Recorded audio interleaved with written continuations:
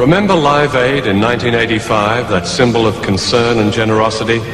Did you know that during that year, the hungriest countries in Africa gave twice as much money to us in the developed world as we gave to them? There was another famine last year. Perhaps you were one of those who took part in Red Nose Day. Did you know that before that day was over, the equivalent of all the money that Comic Relief had raised in Britain, about £12 million, had come back to the rich countries?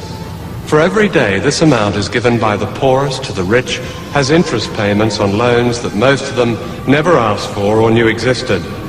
In other words, contrary to a myth long popular in the West, it's been the poor of the world who have financed the rich, not the other way round. Congress tells the Treasury Department, the Fed will loan us $1 billion, print $1 billion in U.S. Treasury bonds.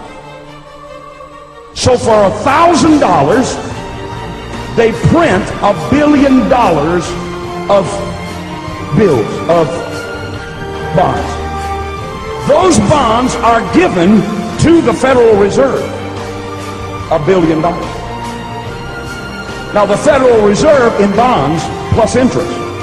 The Federal Reserve then gives the bonds to the government to pay its bills. But watch me, because you're not thinking. The government needed $1 billion. They borrowed $1 billion. But the Federal Reserve said, we'll loan you the $1 billion plus interest. But it only prints the $1 billion.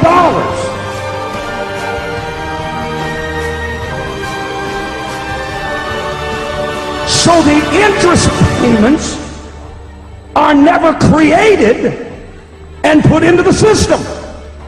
So how is the government ever going to pay them back?